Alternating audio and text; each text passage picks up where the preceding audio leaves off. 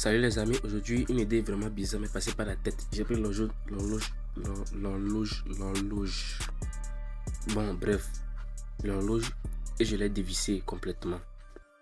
J'ai enlevé les bords en aluminium. Bon, c'est pas en aluminium, c'est en plastique pour enlever la vitre qui est en face. Et comme on peut le voir, c'est une montre qui est toujours en fonction. Il n'a pas encore pris sa retraite.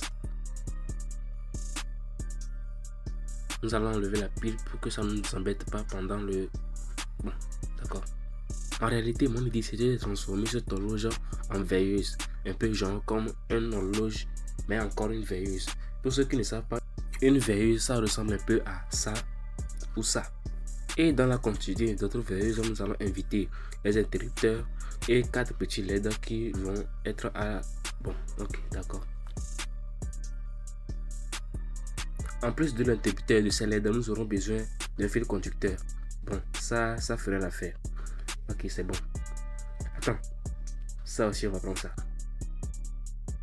Pour commencer, nous allons faire appel à notre supercuteur qui va venir dénuder le câble. Une fois le câble dénudé, nous allons le mettre au borne de nos LED.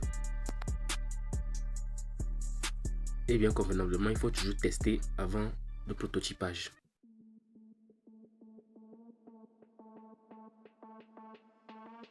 Et notons que j'ai eu un petit souci lorsque je faisais le montage. J'ai oublié de percer le trou ici.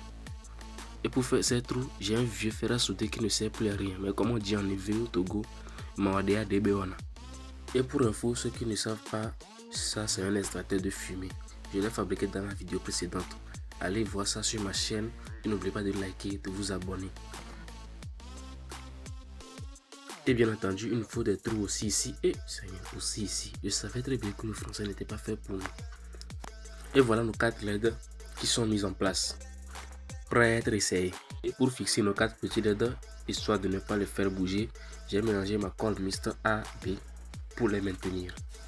Et après séchage, on attaquera le câblage.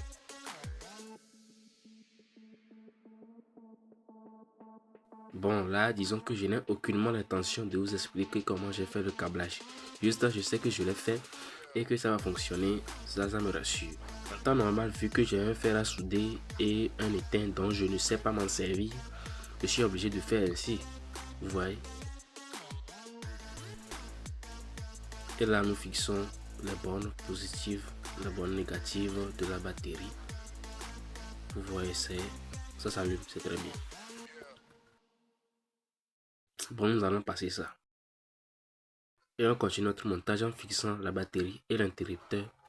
Et ensuite refermer le tout et faire l'essayage.